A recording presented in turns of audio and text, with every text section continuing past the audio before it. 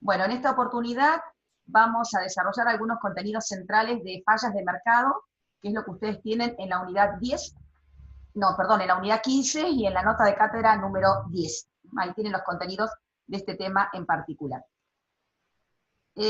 Bueno, esto es algo que ustedes ya habían visto, que es cuánto produce el mercado. Si ustedes se acuerdan, ustedes tenían la oferta y la demanda, y acá tienen algo agregado que ya con los contenidos que hemos desarrollado a esta altura, fíjense que en esta función que es la oferta, dice oferta, pero acá aparece costo marginal.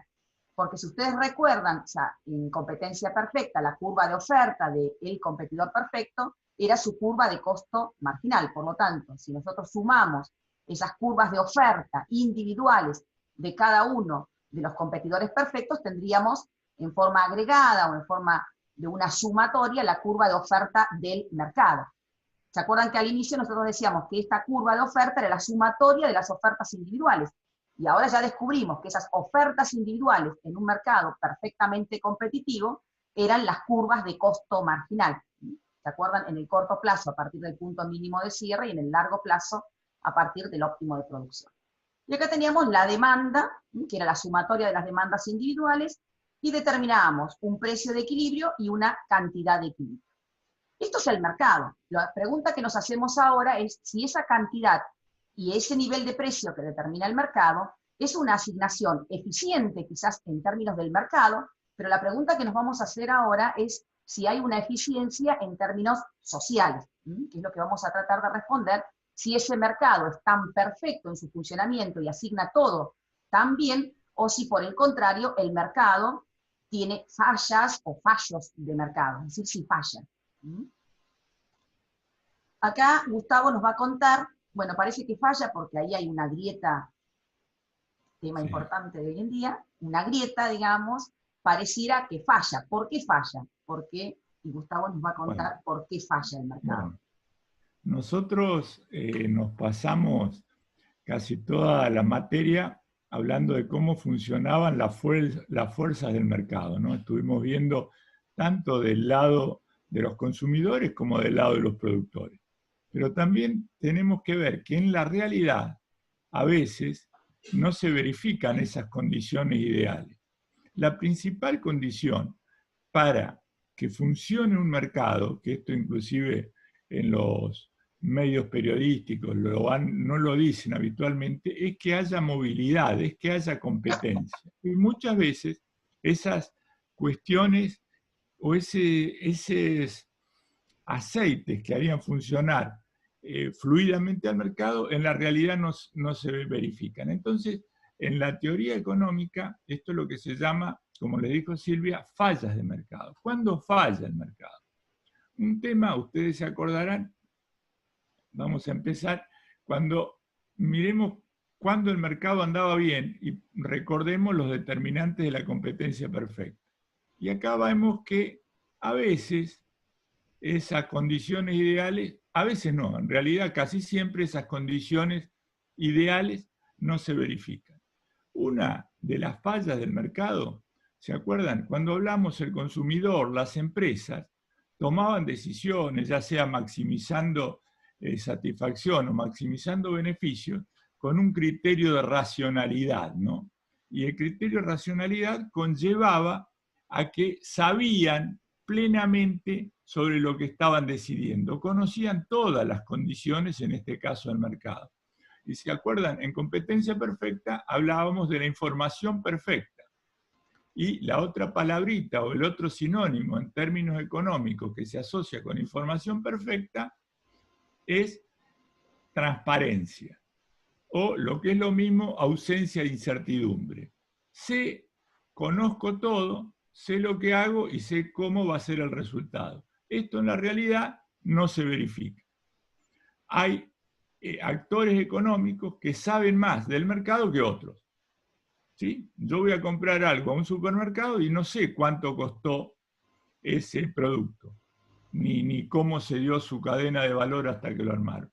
Pero probablemente ya me vino rastreando por las redes sociales o sabe cómo me comporto, estas redes de venta saben más de mi conducta de consumidor que yo de ellos, ¿no? Esto cada día se acentúa más.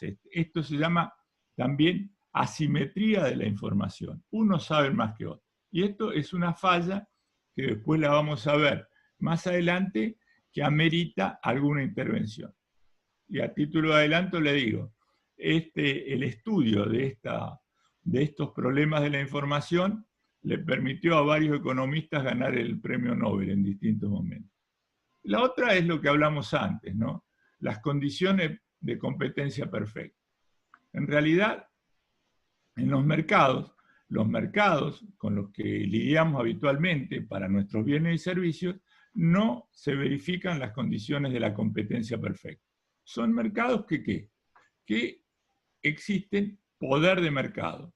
Son lo que se llaman mercados imperfectos, ¿no? Ya vimos los 3 mercados imperfectos, de menor a mayor, competencia monopolística, oligopolio y monopolio. Y si analizamos los bienes y servicios que consumimos, vamos a ver que una parte importante va a estar en estas últimas 2 clasificaciones, tal vez algunas en la primera que dije, pero muy pocas se verifica o nos toca lidiar con mercados perfectamente competitivos. La otra falla de mercado son cuando los derechos de propiedad no están claramente definidos. ¿A qué nos referimos? Que existen determinados bienes y determinados servicios que podemos utilizar todos sin que el uso de algunos implique privarlo del uso a otros. Entonces, si lo podemos usar muchos al mismo tiempo, después lo vamos a desarrollar más adelante, ¿cuál es el problema económico que se presenta? Si lo podemos usar todo, y lo podemos usar relativamente con cierta libertad, ¿qué va a pasar? Nadie va a estar dispuesto a producirlo porque a nadie se lo van a poder cobrar. Esto lo vamos a ver también más adelante. Y la otra falla tiene que ver con mercados para todos los bienes. Bueno, esto también se engancha con lo anterior. Y hay ciertos bienes, como le decía antes, que no van a estar todos dispuestos a producirlos, ¿no? Y existe, con esto también surge otra falla que la vamos a ver más desarrollada, que tiene que ver con estas 2 cuestiones, que son con los derechos de propiedad y con los mercados para todos los bienes, que son las externalidades. Dale, Silvia. Bueno, acá tenemos, entonces vamos a empezar con las situaciones que dado que el mercado no cumple con esos requisitos tan ideales, el mercado falla, o sea, las llamadas fallas de mercado. Vamos a ver 4 fallas de mercado, que serían las 4 fallas más tradicionales, y vamos a ver por qué, ahora van a descubrir por qué están estos dibujitos, digamos, como indicadores o fotos, como indicadores de cada una de las fallas. La primera, acá tenemos las 4 fallas, ya sabemos y ya vimos las 3 estructuras de mercado que no son perfectamente competitivas, es decir, el mercado no opera en condiciones de perfecta competitividad. Ya vimos las 3, competencia monopolística, oligopolio y el monopolio en su caso extremo. Ahí vemos que el mercado no cumple con esa condición de operar bajo las características de la competencia perfecta. La otra falla de mercado son los bienes públicos, es decir, esos bienes que, como les decía Gustavo recién, como hay posibilidad de que todos lo disfruten sin pagar por ese bien, es muy probable que aparezcan personas que una vez que esté dispuesto el bien, no estén dispuestos a pagarlo porque tienen la posibilidad de hacer uso de ese bien público sin tener que efectuar un pago por los mismos. La información asimétrica, es decir, hay mercados donde la primera característica que les dijo recién Gustavo, es decir, que todos conocemos exactamente las propiedades de los bienes, el precio, los costos. En algunas transacciones va a ocurrir que alguna de las 2 partes vinculadas en esa transacción va a tener más información que la otra, y la otra falla que tiene el mercado, o que se genera en el mercado, es cuando hay externalidades, que ahora vamos a ver, en este caso es una externalidad, por lo que miran ahí y por cómo están la carita que tienen los, me olvidé el nombre de esto, ¿cómo se llaman? Barriles, claro. Estas cuestiones, no, esperen que vuelvo para atrás, genera una externalidad, en este caso negativa, que es lo que vamos a ver especialmente a través de la contaminación, que serían las 4 fallas más tradicionales o más conocidas. La competencia imperfecta, la existencia de bienes públicos, la información asimétrica y las externalidades. Nos tenemos que correr, no sé a dónde nos vamos a meter, pero bueno, vamos a meternos por acá abajo. No, está en bien. otra pausa. Y fíjense, acá tienen que acordarse de algo, por eso está ese señor ahí recordando algo en su cabeza, porque esto en realidad nosotros ya lo vimos. Una de las fallas que vimos, cuando vimos las estructuras de mercado, vimos el mercado ideal, que era la competencia perfecta, y a partir de ese mercado ideal empezamos a desarrollar todos los que no eran perfectamente competitivos. Y ya habíamos visto que ese mercado, y de hecho en algún momento lo dijimos cuando desarrollamos el tema, bueno, esto lo vamos a ver después. O sea, la competencia imperfecta es una de las fallas. Porque se acuerdan que cuando estábamos en una estructura perfectamente competitiva, a largo plazo terminábamos solamente, la empresa podía tener beneficios normales, o sea, era conducida, el que se quedaba en el mercado era porque terminaba con beneficios normales. Y para poder sostenerse entonces en el largo plazo, este punto azul, que era el punto de equilibrio, también era el óptimo de producción. Es decir, la empresa solo va a poder permanecer en el mercado si logra producir al más bajo costo posible. Es decir, no hay, va a tener que producir con eficiencia económica para poder permanecer en el mercado y también con beneficios normales. Es decir, solo va a poder producir la cantidad que maximiza su beneficio, que van a ser normales, pero para ello va a tener que ser eficiente económicamente, es decir, lograr producir al más bajo costo posible.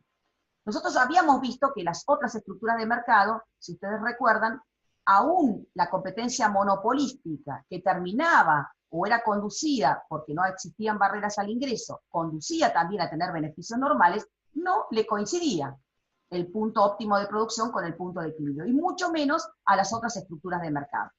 Entonces, esto también, por eso está el señorcito este recordando en la cabeza, las otras fallas se las dejamos a Gustavo, ¿sí? Esto también lo habíamos visto. En la competencia imperfecta habíamos visto esto que era el costo social del monopolio, que si lo llegan a escuchar hoy esta clase, lo deben saber, y lo deben saber muy bien porque mañana es la evaluación, así que esto lo recontra saben, suponemos. Y decíamos, el precio que cobraba el monopolista era mayor que el precio que colocaría si fuera una estructura perfectamente competitiva, y la cantidad que colocaría en el mercado una estructura perfectamente competitiva es mayor que la cantidad que colocaría un monopolio. Eso es lo que generaba, que si lo mirábamos, lo podíamos visualizar en cuanto a monto, eso generaba un costo o un sacrificio que tenía que soportar la sociedad por tener una estructura monopólica en lugar de tener una estructura perfectamente competitiva. Todo esto es repaso de lo que ya sabemos. Ahora, la pregunta que nos tenemos que hacer es, ¿qué hacemos frente a esto? Es decir, está bien, ya sabemos que hay un costo social. Una sería, bueno, no hacer nada y que el costo social siga, pero bueno, se supone que no es eso. Por eso Gustavo también les dijo varias veces, me parece que lo dijiste, en varios momentos, les dijo varias veces, en algún momento vamos a pasar de la teoría económica a la política económica, ¿no? O de la enfoque positivo al enfoque normativo. Y parece que ahora es el momento de decir, bueno, la teoría me dice que pasa eso, y bueno, ¿qué podemos hacer? Gustavo nos va a contar cómo podemos pasar a la política económica. A ver, no, espera, Acá nosotros vimos dos gráficos anteriores que son gráficos clásicos de la teoría económica. Y vimos qué pasa en el caso de la competencia de los mercados perfectos, esa autorregulación, ¿no? Que dicen el mercado va permitiendo llegar a la eficiencia, anulando los beneficios supernormales de las empresas por la libertad que hay de que ingresen nuevas al mercado. Y vimos también que en un mercado monopólico, también una explicación desde la teoría económica, desde el enfoque positivo de la economía, ¿qué pasaba? En realidad, el monopolista prefería producir menos, ineficientemente, para vender más caro. Entonces, ahí veíamos la diferencia que existen entre los dos puntitos azules y el puntito verde, que el puntito verde era el equilibrio en condiciones de competencia perfecta. Entonces, está reconocido que existe, cuando hay mercados imperfectos, existe un costo social para la gente, un costo social para los consumidores. Eso lo muestra de manera muy clara la teoría. Entonces, esto nos lleva a, si sabemos que eso está pasando, hay que intervenir con esa herramienta que nos da la teoría para tratar de evitar, de minimizar, de neutralizar los perjuicios a la gente. Entonces ahí salimos de la economía de lo que es a lo que debe ser. Y esto es una cuestión que también ideológicamente es muy fuerte, porque constantemente se pregona con que los mercados se autorregulan automáticamente y no es necesario ningún tipo de intervención del Estado. Y estamos viendo que cuando existen monopolios, estos no se autorregulan tan automáticamente, tienden a perpetuar situaciones con beneficios supernormales, costos sociales, que eso sí exigen la intervención de otro actor en la economía, que en este caso es la intervención del Estado. El Estado, ¿cómo interviene? A través de fijaciones de política económica, ya entramos en el enfoque normativo, y para tratar de neutralizar. Ahora vamos a ver los costos sociales de los mercados imperfectos, pero en realidad el mercado lo vamos a ver actuando para corregir, neutralizar todas las otras fallas del mercado. Cuando reconocemos que hay monopolios, cuando hablamos de monopolios o poder de monopolio, nos referimos a monopolios y oligopolios. Digamos, ¿qué es lo primero que tiene que hacer el Estado? De hecho, ¿qué es lo que hace el Estado en casi todas las economías? Legisla, crea leyes para evitar la formación de esos monopolios.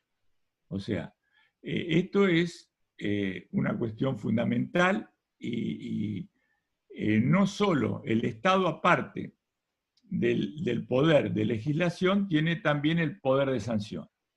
Entonces, en las economías desarrolladas, sobre todo, las más comunes, son muy fuertes las leyes antimonopolio. Por ahí en algún libro lo van a encontrar con la versión sajona, antitrust. Y en nuestro país, bueno, ahora lo vamos a ver, se llaman leyes de defensa de la competencia. Lo primero que puede hacer el Estado con respecto a los monopolios es evitar que existan. Evitar que las empresas adquieran ese poder que después avasalle los derechos de los consumidores, ¿no? Entonces, eso se llama que pueda ejercer a través de su poder prácticas abusivas en las condiciones de oferta y de demanda. Entonces, esa es, en nuestro país, las leyes antimonopolio están como resumidas, consolidadas en la ley 27.442, que es la ley de defensa de la competencia.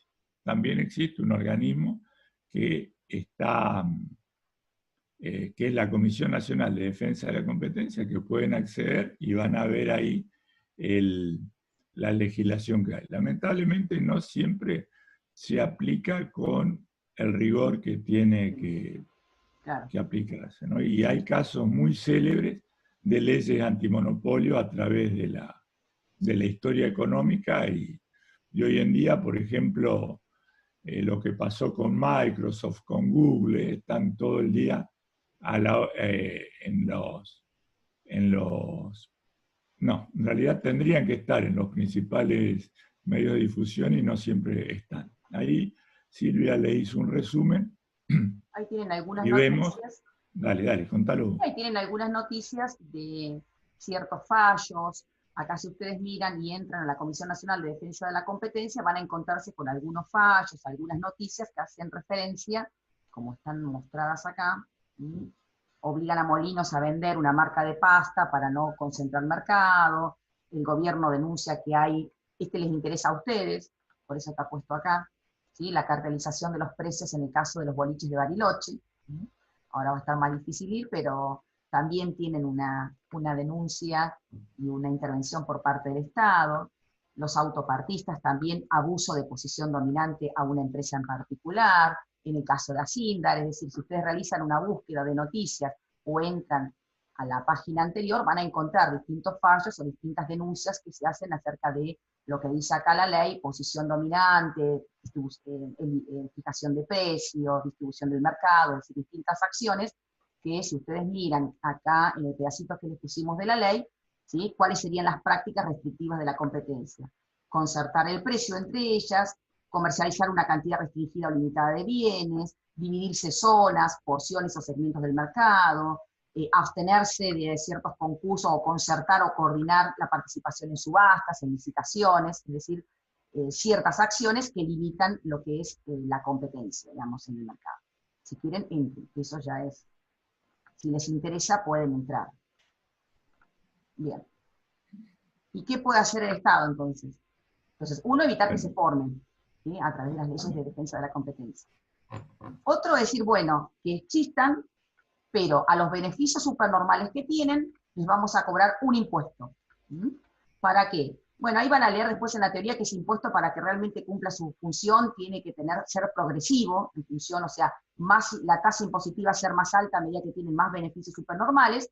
¿Y cuál sería el objeto del impuesto? Que ese costo, como la sociedad está soportando un costo por tener una estructura monopólica, a través de esa detracción que le hacemos de impuestos a estas empresas, esa detracción o ese impuesto lo volvemos a la sociedad o lo redistribuimos en la sociedad. Por ejemplo, en algún bien público, en salud, en educación, en seguridad, en mejores rutas, en mejores puertos, etcétera, etcétera. Es decir, hacemos una compensación a la sociedad por ese costo social que está soportando por tener una estructura de carácter monopólico. Por eso está la FIP ahí abajo, que sería la encargada de hacer la recaudación de ese impuesto para luego redistribuirlo en la sociedad a través de bienes públicos. ¿Querés agregar algo de esto? Paso a la fijación de precios.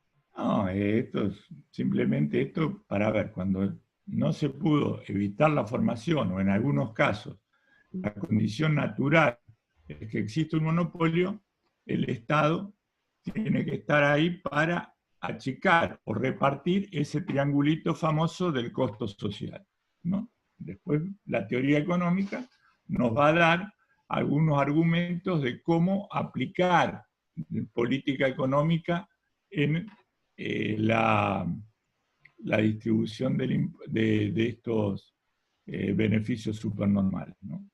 Y después existen otros instrumentos que este es el más común, el más conocido, ¿no?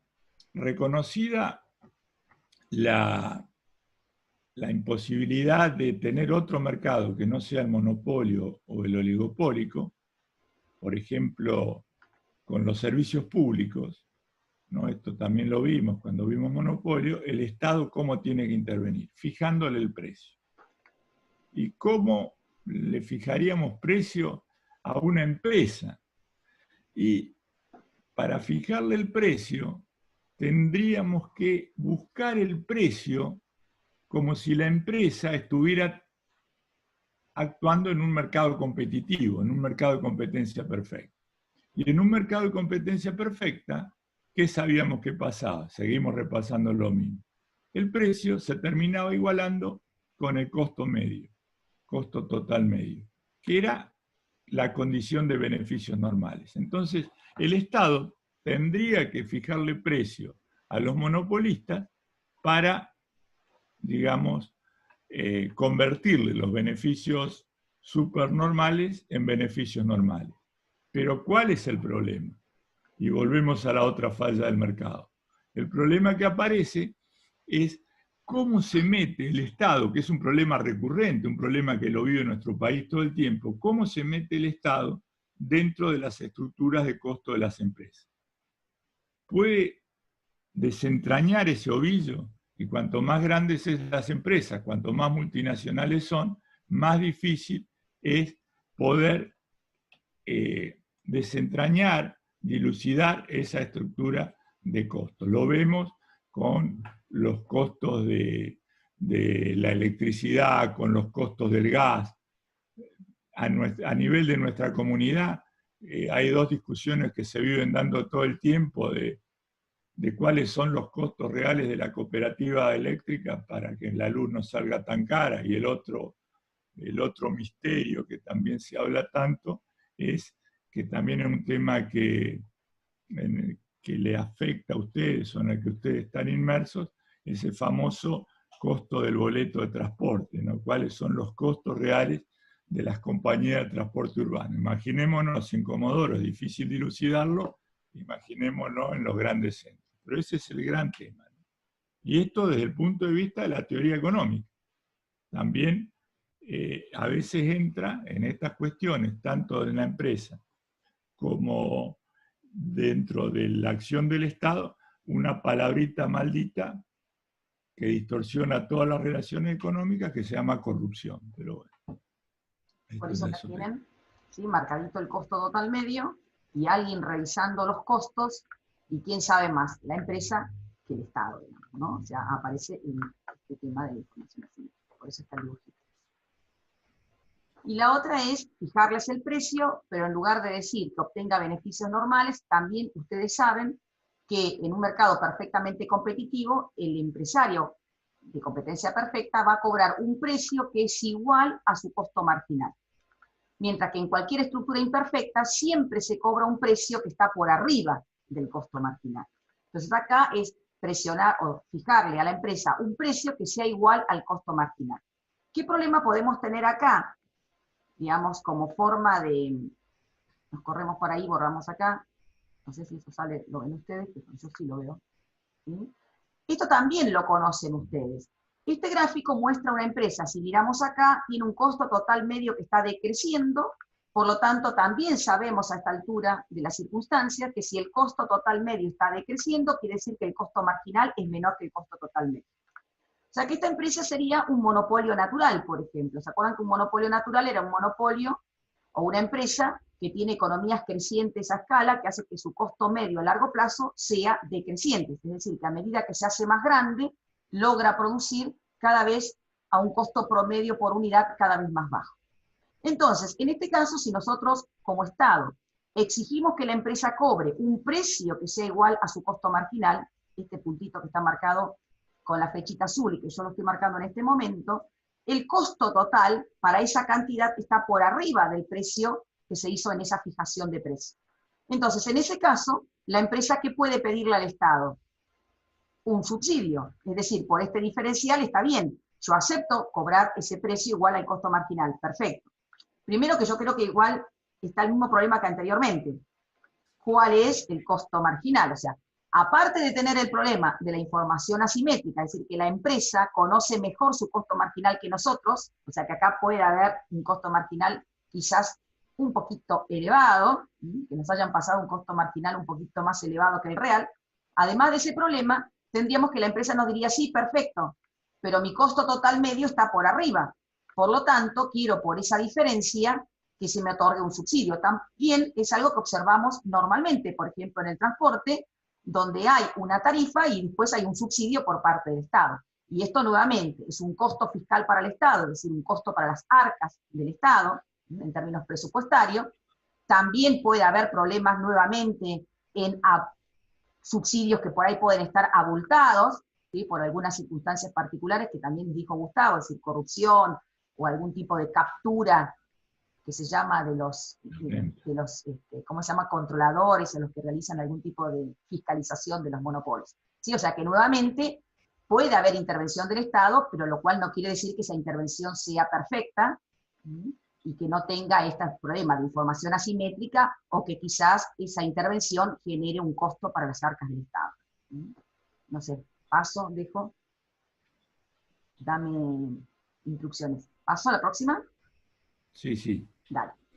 Ya llevamos media hora. Sí. Uy, ya estamos mal, ya vamos mal, pero bueno. Bueno, acá vemos... Vaquita, pero no puede. No, bueno. No, pero acá vemos el otro, la introducción a estos bienes públicos, ¿no? Nosotros vemos los bienes privados. ¿Son rivales? Sí. ¿Son excluibles? Sí. Si los consume uno, no los consume otro.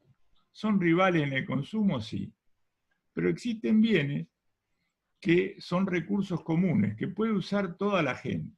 Esto también dio lugar a mucha teoría económica, inclusive hay unas teorías que dicen los recursos comunes muchas veces en lugar de ser una bendición son una maldición, pero bueno.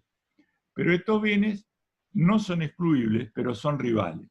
Entonces, ameritan, se van de las leyes del mercado. Entonces, requieren algún tipo de regulación. ¿Cuáles son los recursos comunes? Que son que no son excluibles, por ejemplo, la riqueza de las aguas de los mares, ¿no? Que no están dentro de las plataformas submarinas. Entonces, digamos, las plataformas territoriales de cada país. Entonces son zonas de libre captura donde se producen cualquier cantidad de abusos.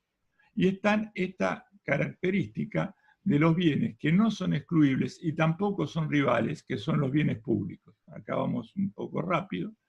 Y el dibujito que le planteamos ahí es uno que ya le dimos en las clases presenciales, que siempre lo obligamos a mirar al norte, en el aula magna, que tiene que ver con un faro, ¿no? Y este faro lo usamos casi como un emblema para hablar de bienes públicos, si bien no son los más relevantes en la economía, pero un faro cumple una utilidad, claro que sí, evita un montón de naufragios desde el comienzo de la navegación.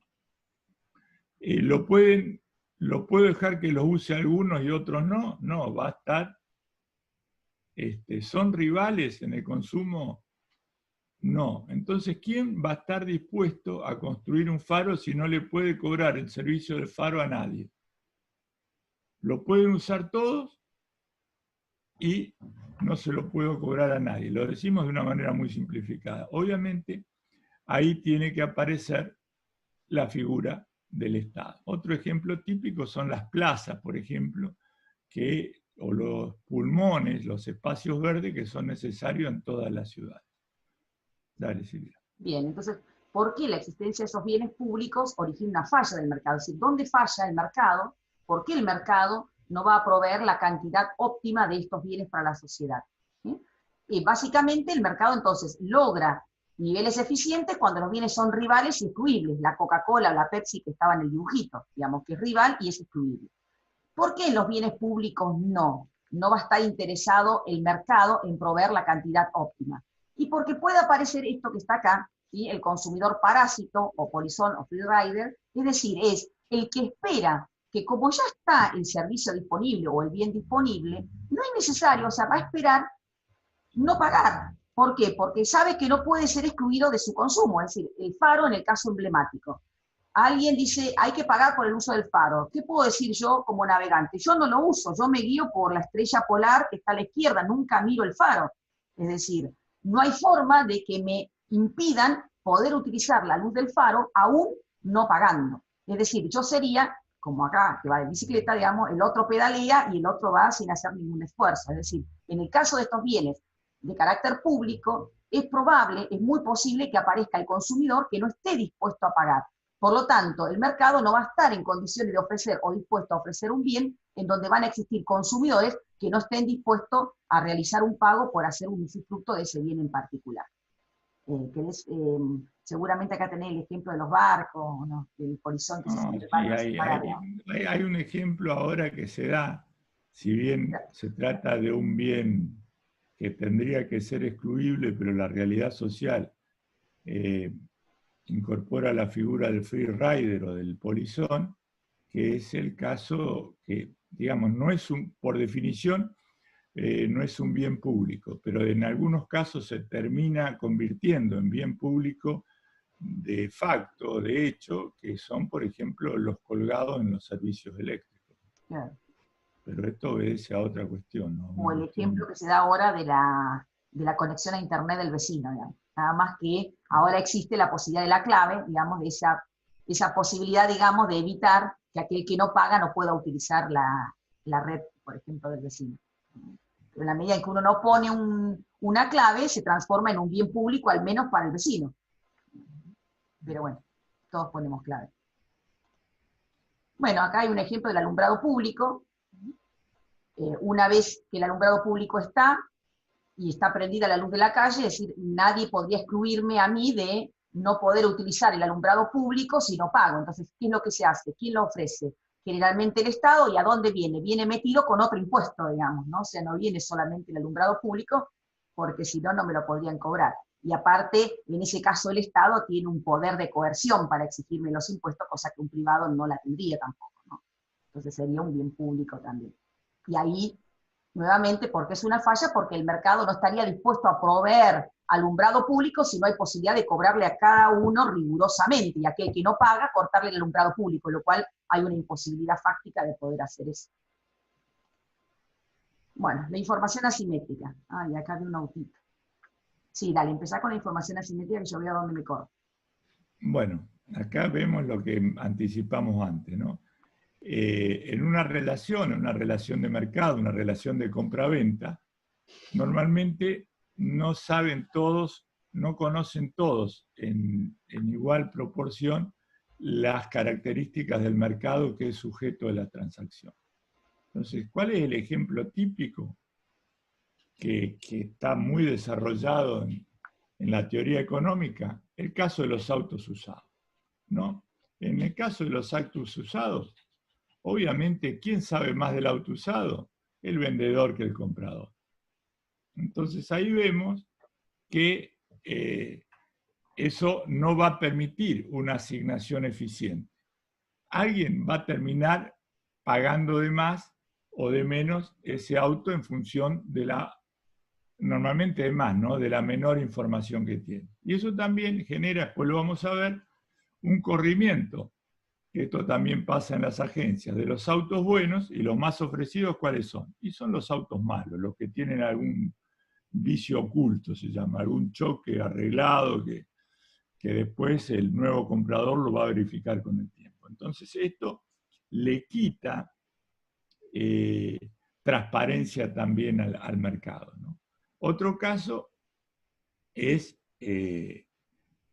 cuando vamos a contratar un seguro, ¿no? O sea, ahí se invierten los roles. Ahí nosotros sabemos más, tenemos más idea del uso que le vamos a dar a nuestro auto que la aseguradora, ¿no? Capaz alguno diga, yo en realidad me gusta manejar fuerte, me gusta la velocidad, y esto implica un mayor riesgo que la aseguradora no lo conoce. O el auto lo va a manejar mi suegra que no ve bien, y implican ciertos riesgos también, ¿no?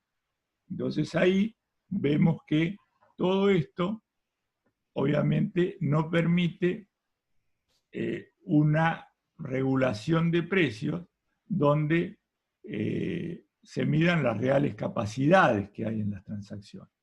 O sea, y siempre que hace la compañía aseguradora, por la duda se cubre y nos cobra de más a todos, como si todos manejáramos mal, por ejemplo. Esto también lleva a una asignación ineficiente, ¿no? Hoy en día existen técnicas donde las aseguradoras actúan por scoring, donde tratan de seguir nuestro historial por cantidad de siniestros, pero eso ya es más complicado. Otro caso es cuando vamos a sacar un préstamo, ¿no? Que esto uno se queja, ¿por qué los bancos nos piden tantas cosas? Porque quieren saber lo máximo de nosotros para saber si le podemos devolver la plata o no.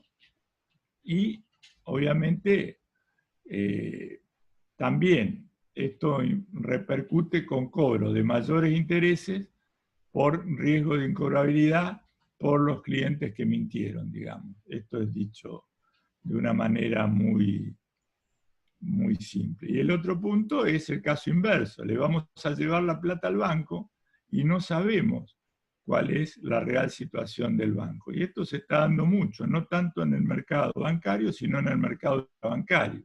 Y hay constantes defraudaciones de los depositantes. O sea, vemos que volvemos a la palabra, esta asimetría, esta diferencia de conocimientos genera, obviamente, malas elecciones. Este es el punto. Algunos siempre, por eso dicen, la información también es un recurso. El que tiene mayor información va a sacar provecho de ella en función del que tenga menos. En un mercado competitivo todos sabemos todo, por eso el mercado funciona tan eficientemente.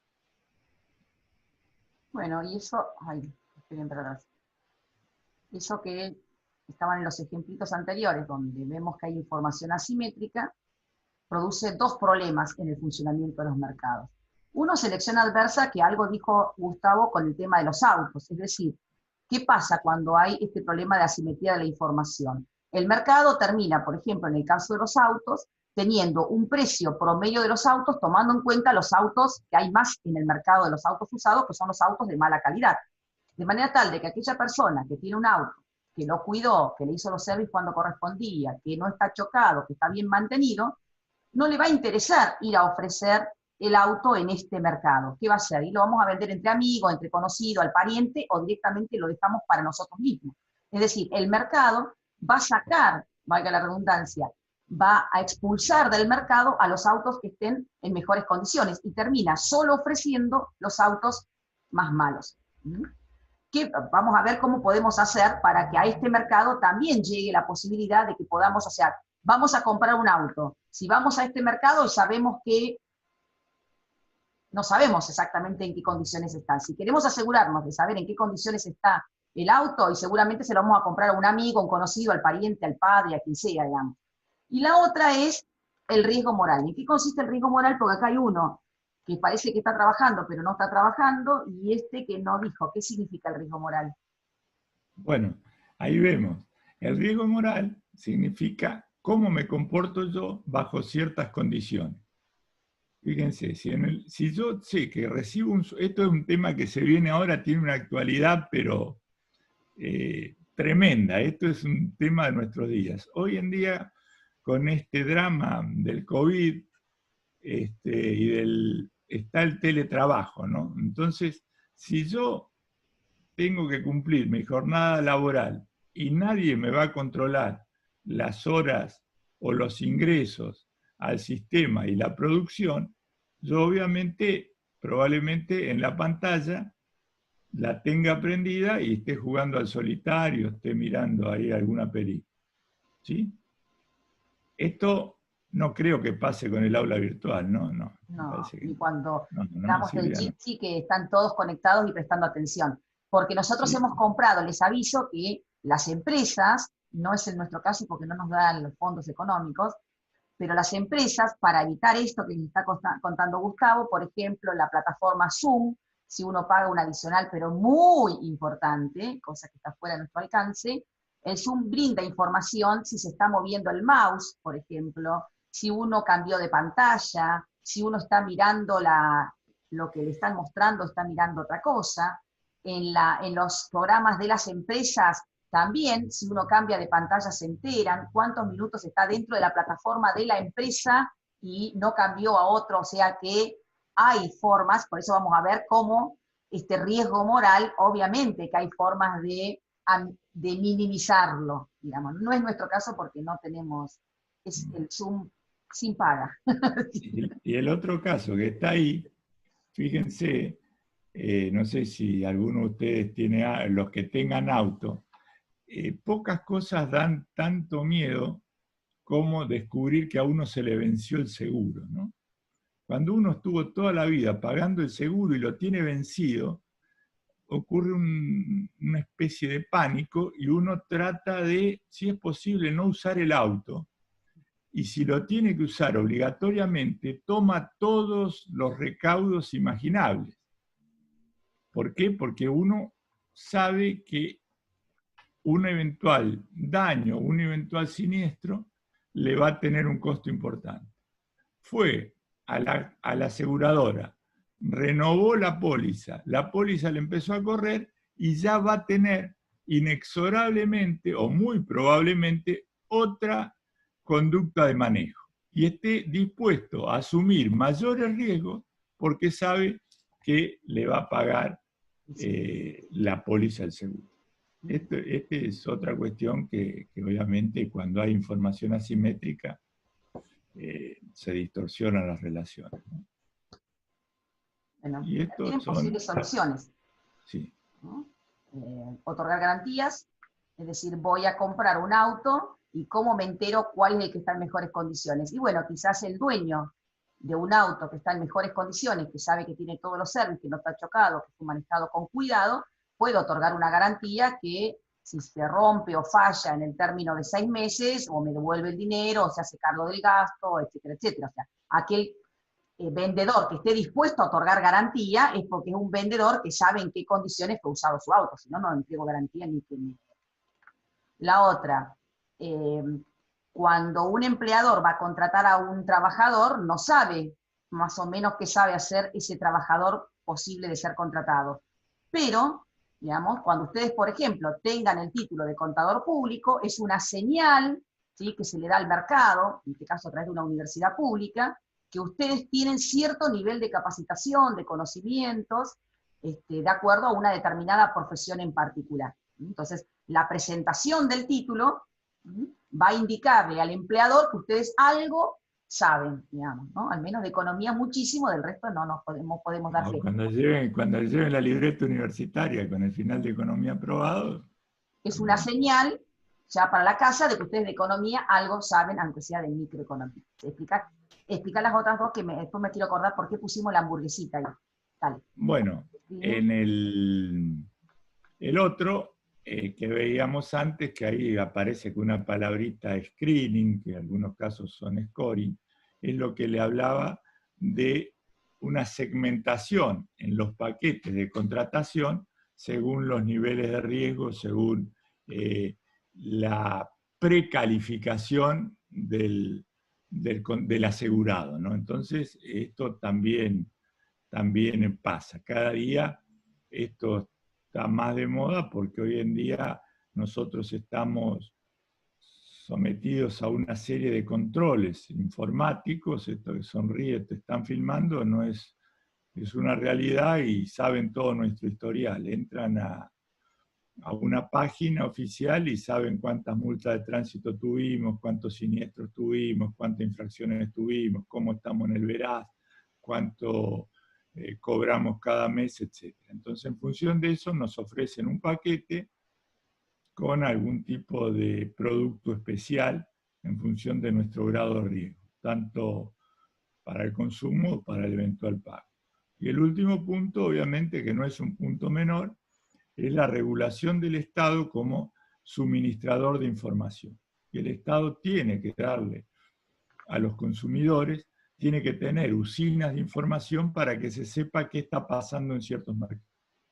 En los países muy desarrollados esto funciona de una manera muy fluida porque existen los sistemas de información estatales que, por ejemplo, permiten conocer cuál fue el consumo de acero en el país en los últimos 10 años. Entonces yo sé si podría poner una empresa de acero o no, puedo conocer proyecciones de demanda, puedo conocer condiciones del mercado.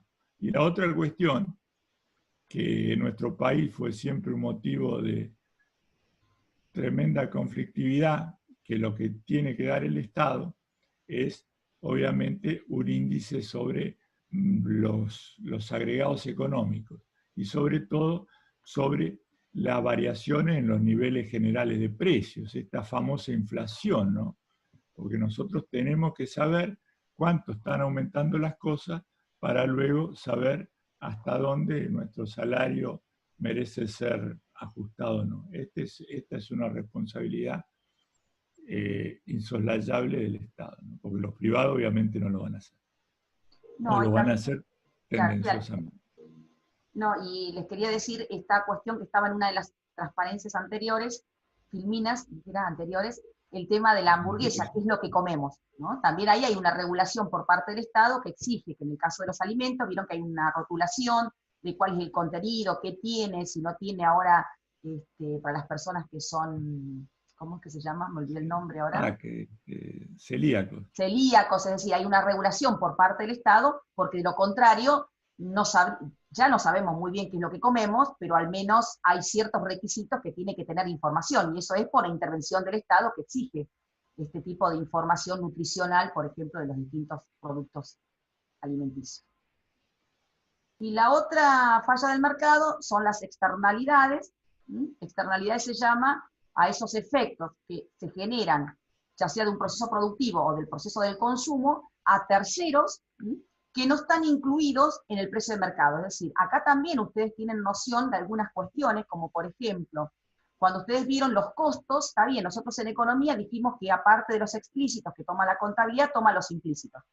Pero siempre que eran los costos que soportaba la empresa, nada más. Nunca hablamos de incluir costos que soporta un tercero, o sea, ¿para qué sería? Es decir, eran simplemente costos, sacrificios que soportaba la empresa. Está bien, los explícitos y también agregábamos los sacrificios implícitos, lo que aportaban los propios socios. Pero acá resulta que quizás cuando realizamos el proceso productivo estamos generando un efecto a un tercero, quizás positivo, la mayoría de las veces quizás negativo, y eso no está incluido ni aumentando los costos si son negativos, ni disminuyendo los costos si son positivos. Entonces, genera contaminación, afecta a otra agente económica y no lo compensa por ella. Por lo tanto, como no le genera un costo, desde el punto de vista económico, tampoco sería un costo de carácter privado. Entonces, las externalidades, que son esos efectos, entonces generados a un tercero, que no ha sido ni compensado, ni positivamente ni negativamente, por ese efecto que ha recibido, pueden ser efectos positivos o efectos negativos que genera la producción o que genera el consumo. Vos me explicás cada uno de ellos. Positivo Bueno, de la producción. ¿se acuerdan cuando hablamos? Las dos funciones principales que se ocupaba la economía eran producción y consumo. Había una en el medio que era distribución, pero lo dejamos en producción y consumo. Existen determinadas decisiones económicas que no solo generan efectos para quienes intervinieron, por ejemplo, oferente y demandante, empresa y consumidor. En los procesos productivos, las nuevas tecnologías repercuten no solo en el bien que ayudaron a producir, sino en el conocimiento tecnológico general del sistema, no solo de ese bien, sino colateralmente de otro bien. Esto hoy en día está recontra presente, ¿no? El efecto expansivo que tiene las nuevas tecnologías por fuera de la actividad en la que fueron implantadas. Otro ejemplo que podemos incorporar acá, o equivalente a esto, nuevas tecnologías, es el ejemplo de la capacitación. Cuando una empresa hace capacitación, una empresa, producción, hace capacitación de sus empleados, esos empleados adquieren un mayor nivel de experticia, no solo para usar dentro de la empresa, sino para usar en todo el sistema económico general. Externalidad positiva, que son las más difíciles, la positiva de encontrar, ¿no? En el consumo. Por ejemplo, el caso de las vacunas. Hoy, si está en actualidad, es como poco, ¿no? O sea, la vacuna no solo me genera un beneficio a mí, como receptor de ese medicamento, sino que genera un efecto hacia toda la comunidad en la que yo me muevo, porque no voy a ser un elemento de contagio para eso. ¿Sí? Otro ejemplo que podemos incorporar acá, que me vengo acordando, es cuando yo pinto mi casa o le hago un lindo jardín a mi casa, es una cuestión de consumo, mía como consumidor. Mi casa quedó muy linda, pero eso contribuyó a hacer más linda la manzana o el barrio. Y probablemente, si mi vecino hizo lo mismo y el de al lado hizo lo mismo, tal vez las propiedades de nuestro barrio valgan más caras que en otro lugar donde no se cuidaron esos detalles. Obviamente, externalidades negativas, en la producción está la contaminación. Esta la vamos a ver en el próximo capítulo. Y también hay externalidades negativas en el consumo, ¿no? También, por ejemplo, tenemos el caso típico de los fumadores, que hoy ya está mucho más erradicado que hace una década atrás, pero sigue siendo el que fuma, perjudica a todo su círculo de relaciones cercanas. También existe, obviamente, contaminación en el consumo, ¿no? Esto también, porque hay mucha contaminación que se genera en la producción y repercute en el consumo, ¿no? Fíjense, ahora están apareciendo islas de plástico, una cosa que, pero bueno, eso lo veremos más adelante. Y acá simplemente para iniciar el tema que sigue, que era el próximo capítulo, esto es lo que yo les decía hace un ratito, cuando nosotros hasta este momento estábamos con este discurso, es decir, la oferta, ¿se acuerdan que decíamos era el costo marginal, pero el costo marginal que incluía solo los costos privados, explícitos e implícitos, como habíamos visto ya? Y en la demanda, el mercado era la demanda, ¿se acuerdan que era lo que estamos dispuestos y en condiciones de comprar a distintos niveles de precio, y es lo que estamos dispuestos en función de nuestro propio beneficio, es decir, de lo que nos genera el consumo para nosotros? Jamás íbamos a pensar, digamos, que en este beneficio teníamos que incluir, como dijo Gustavo, ¿sí? Pensar que cuando vamos a pintar nuestra casa, también hay un beneficio para el barrio, entonces mi disposición a comprar va a ser más grande porque estoy pensando también en el barrio. Es decir, hasta ahora veníamos pensando en el costo privado, explícitos e implícitos, y estábamos pensando en lo que estamos dispuestos y lo que nos gusta y nos aporta a nosotros el consumo. Eso determinaba un precio de equilibrio del mercado y una cantidad de equilibrio del mercado. Esto era sin considerar que tanto la producción como el consumo tiene externalidades, pueden ser positivas o pueden ser negativas. ¿Y ahora qué pasa si incorporamos las externalidades? ¿Cómo cambia mi discurso? Y ahí, fíjense, las externalidades obligan a pasar del costo privado, el costo en que incurrió el actor principal, el productor principal, a la figura del costo social, que es la figura de incorporar, ¿no?, el efecto de las externalidades. Usando un jueguito de palabras, es internalizar, meter adentro la externalidad dentro de ese costo privado, y fíjense que ahí el precio y la cantidad obviamente van a variar según sean las condiciones de un mercado que no tenga en cuenta estas externalidades. Si yo le digo el precio de la soja, y se va a establecer un costo privado, pero en algunos casos la producción de soja genera efectos en algunas poblaciones cercanas, efectos médicos por los plaguicidas, por el glifosato, ese famoso, que no está computado. Y esos son las asignaciones pendientes que muestra la teoría económica, pero tienen que ser aplicadas por la política económica. Eso lo vamos a ver en la próxima. Bien, ¿cómo vamos a hacer para internalizar la externalidad? Es decir, hacer que este costo privado tenga incluido la externalidad. Vamos a ver cómo se logra, pero eso lo vamos a ver en el próximo capítulo. La externalidad negativa que genera la contaminación y cómo se puede corregir. Así que en el próximo video vemos ese tema en particular. Por ahora los dejamos y les presentamos la próxima parte.